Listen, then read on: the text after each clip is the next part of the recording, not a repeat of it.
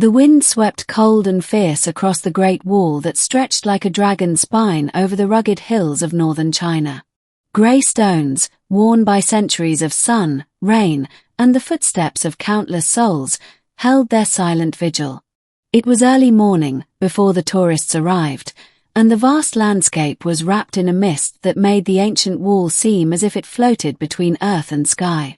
On one lonely watchtower sat a young woman named Mai, her small frame hunched against the biting wind. Her dark hair whipped wildly around her face, her eyes fixed on the horizon where mountains met clouds in a seamless embrace. Tears, unbidden and warm, streamed down her cheeks, tears that carried a story so profound, so raw, that if told, no one would ever forget it. Mai had come here to find peace, but what she found was a memory she could never escape. The beginning. Mai was born in a small village not far from the Great Wall. As a child, she often heard her grandmother's stories about the wall's history, how it was built to protect the empire from invasions, how soldiers had lived and died upon its stones, and how love and sacrifice were woven into every brick.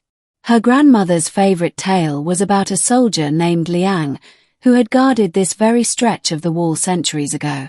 Liang had fallen in love with a local village girl named Lian, who waited faithfully for him every evening at the base of the wall. But war called Liang away, and he never returned. Heartbroken, Lian came to the wall every day until her death, her tears mingling with the rain that soaked the stones. Mai had always been fascinated by that story, but it was just a story, until the day she found the diary. The diary. It was in her grandmother's old chest, hidden beneath faded silk scarves and worn-out photographs. The diary belonged to Lian. As Mai read the delicate pages, she found herself transported to a time long gone, filled with longing, fear, and the hope that love could defy even death. The diary told of Lian's life, the joy of young love, the pain of separation, and the courage to wait for a future that might never come. But the last entry stopped abruptly, written in shaky ink. The wall holds more than stones and memories. It holds secrets that will bind me forever. If you find this, remember me, not as a victim of war, but as a witness to a love that never died. Mai felt a chill. She realized the diary was more than a story. It was a key to something hidden on the wall. The search. Determined to uncover the truth, Mai began visiting the wall every day, searching for clues. She wandered among the towers and battlements, tracing the footsteps of the past. The villagers whispered about strange lights at night, about voices carried by the wind, tales that sent shivers down her spine. One day, as the sun dipped low, Mai found a narrow crevice between two massive stones. Inside was a small, rusted box. Her heart pounded as she pried it open. Inside were letters, pressed flowers, and a pendant, an intricately carved jade piece shaped like a phoenix. The letters were from Liang, written to Lian during the war. They spoke of his promise to return, his dreams of their future together, and his anguish at being torn away.